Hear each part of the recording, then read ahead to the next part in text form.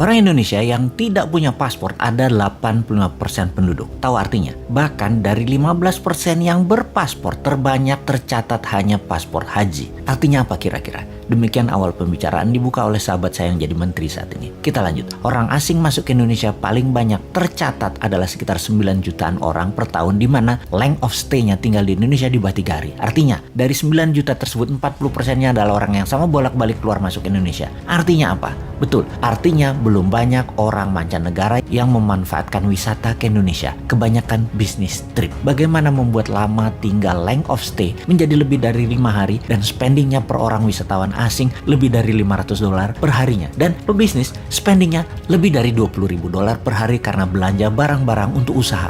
Kalau menjawab pertanyaan di awal paragraf tersebut, maka sesungguhnya 85% warga tidak pernah melihat apapun kemajuan negara lain seperti Tiongkok di mainlandnya, kemajuan Hong Kong, Singapura, Dubai, London, New York. Itu baru sisi kotanya. Belum lagi dari sisi wilayah industri dan usahanya. Pusat bisnis hulu, heavy industry, high-tech industry, digital IT industry, Silicon Valley, military industrial complex, farmasi industrial complex, food estate, dan lain sebagainya. Juga dapat dipastikan buku yang dibaca, informasi yang diterima sebatas kulit dan covernya saja. Ditambah lagi pasti tidak pernah berjumpa kaum bilioner properti atau properti mogul, whaler, bilioner Wall Street, venture kapitalis, bilioner entertainment, bilioner sport, bilioner heavy industry, bilioner food industry, precious metal bilioner, dan ratusan bilioner dari berbagai bidang usaha. Karya-karya kekinian, biomedical, RNA, dan DNA engineering, teknologi radar dan satelit, HARP, mesin perubah cuaca, nuklir, reaktor non-uranium,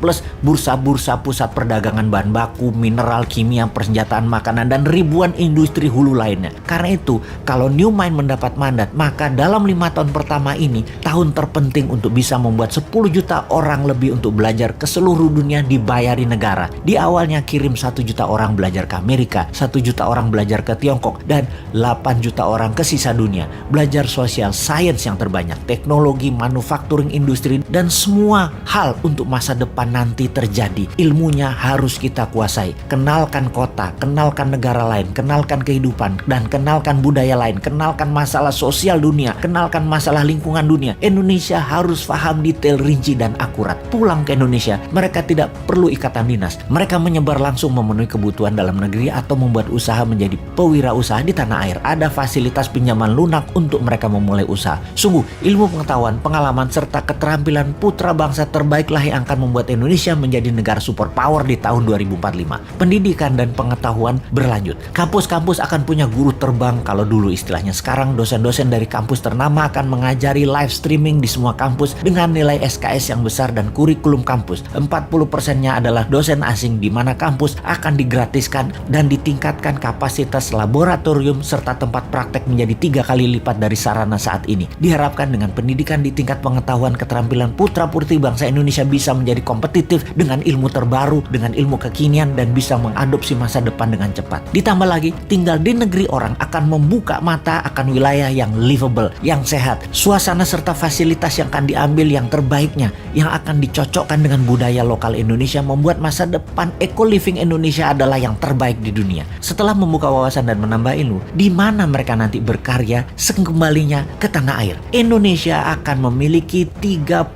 kek kawasan ekonomi khusus dengan luas rata-rata 3.000 hektar. Setiap kek akan memfokuskan pada beda-beda produksinya di setiap daerah di mana bisnis tersebut berada. Kita menargetkan setiap kek akan menampung 1 juta populasi, di mana saat ini kita sudah punya kek seperti Jababeka. Jababeka ada 1 juta orang hidup di sana, dan kawasan ekonomi khusus Jababeka GDP per kapitanya saat ini adalah 8 kali GDP per kapita nasional, yaitu $32.000. Indonesia akan punya 30 kek baru disebar di seluruh Indonesia. Ditarget dalam 20 tahun ke depan GDP per kapita kawasan kek mencapai $100.000 per kapitanya. Di kek, pengusaha tidak bayar pajak selama 5 tahun, juga mendapatkan kebebasan pajak free tax hingga 15 tahun untuk produk yang 100% ekspor. Free tax hingga 25 tahun untuk industri dengan tenaga kerja di atas 20.000 orang, dan produknya mayoritas untuk ekspor dengan bahan baku mayoritas dari dalam negeri. Kawasan kek adalah zona produksi, bisnis midstream, dan hilirisasi industri manufaktur. Kawasan di luar kek adalah penghasil atau hulu, bahan baku, juga kawasan pasar.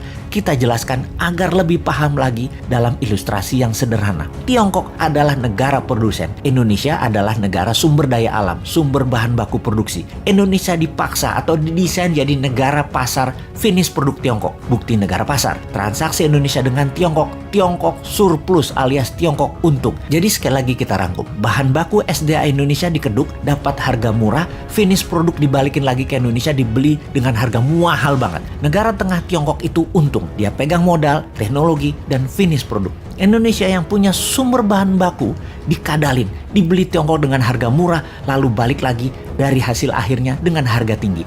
Sudahlah, karena bernegara saat ini geblek dan rakyatnya diganjel pakai info-info buzzer. Jadi nggak paham kalau Tiongkok itu kuasai hulu, mid, dan hilir. Kita yang ambiar. Jadi ke depan kita bagaimana? Ya seperti usulan di awal, buat kawasan ekonomi khusus, pakai printing money pembiayaannya. Kayak zaman Newman nanti adalah bagai Tiongkok yang kita geser ke dalam kawasan. Bahan bakunya dari dalam negeri, dikelola di dalam negeri, hasilnya untuk dalam negeri dan ekspor, itu baru jenius bernegaranya.